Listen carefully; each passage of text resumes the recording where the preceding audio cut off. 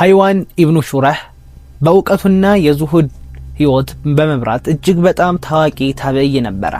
በመስጂድ ውስጥ እርሱ የሚሰጠውን ትምህርት ለመከታተል ሲሉ ብዙ ተማሪዎች ከየአቅጣጫው ይጎርፋሉ። ለእናቱ በጣም ሲበዛ ትሁት እንደነበረ የህይወት ታሪኩን የጻፉ ሰዎች ገልጸዋል። የእናቱን ትእዛዝ ለመፈጸም አያመነታም ነበረ።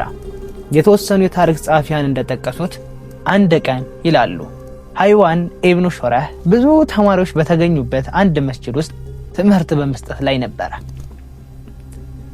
ትምህርቱንም ተከትሎ ባቀረበው ሃይማኖታዊ ርዕስ ላይ ውይይት ተጀመረ።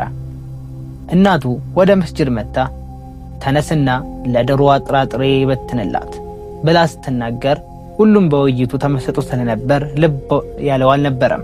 እርሱ ግን ወዲያውኑ ብድግ ብሎ ዶሮዋን ሊመግባት ሄደ። ስራውን ካጠናቀቀ በኋላ ከተማሪዎቹ ጋር ሲያደርግ የነበረውን ውይይት ለመቀጠል ተመለሰ። ሱብሃንአላህ። ከዚህ ምን እንረዳለን? አላህ ያግራልንና ብዙ ኸይር ነገራቶችን መንቀል እንችላለን።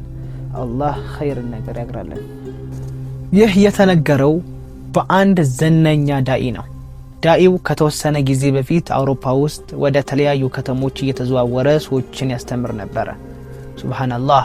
በአንድ ወቅት ባቡር ጣቢያ ቁጭ ብሎ ባቡር በመጠበቅ ላይ ሳለ አጠገቡ የተቀመጡ አንዲት አሮጊት ሴት ተመለከተ።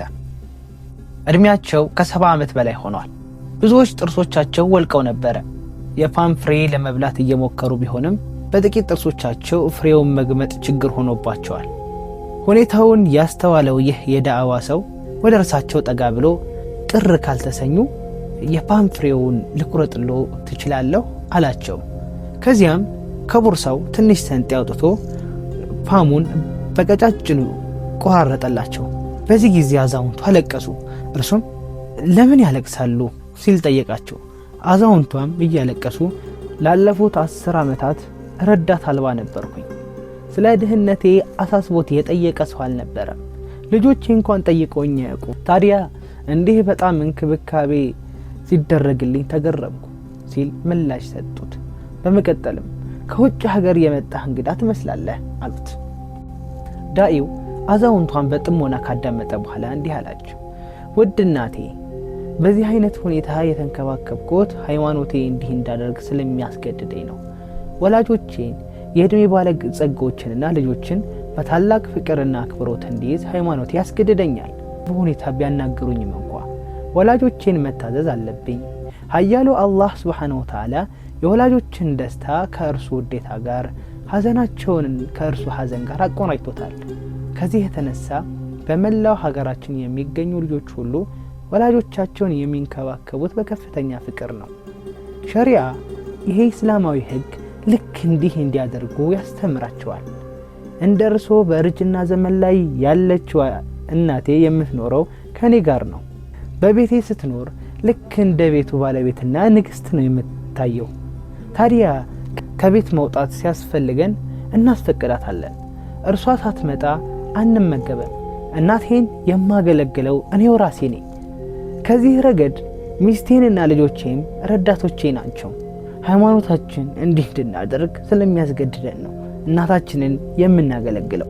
ከዚያም እንዲህ ሲላቸው ለመሆኑ ሃይማኖትህ ምንድን ነው ሲሉ ጠየቁት አዛውንቷ። ዳኢው ሃይማኖታችን ኢስላም ነው በማለት መለሰላቸው። አዛውንቷ ከዚህ ቀደም ስለ ኢስላም ሰምተው የማያውቁ ቢሆንም በቂ እውቀት አልነበራቸውም። በዳኢው ባህሪና ንግግር ተደንቀዋል። ከዚህ የንግግር ልውጥ በኋላ ነበረ ኢስላምን የተቀበሉት። ሱብሃንአላህ። ዳኢውንና አዛውንቷ ነብዩ ሰለላሁ ዐለይሂ ወሰለም በሚከተሉ ሐዲስ የጠቀሷቸው አይነት ሰዎች ናቸው። አላህ በአንተ ምክንያት አንድን ሰው ቀጥተኛውን ጎዳና ቢመራ ለአንተ ቀያይ ግመሎች ከማግኘት የበለጠ ነው። በዘመኑ ቀያይ ግመሎች በቁጥር እጅግ በጣም አናሳና ውድ ስለነበሩ ነው። አሁን እስኪ በምን ሊተኩ ይችላሉ?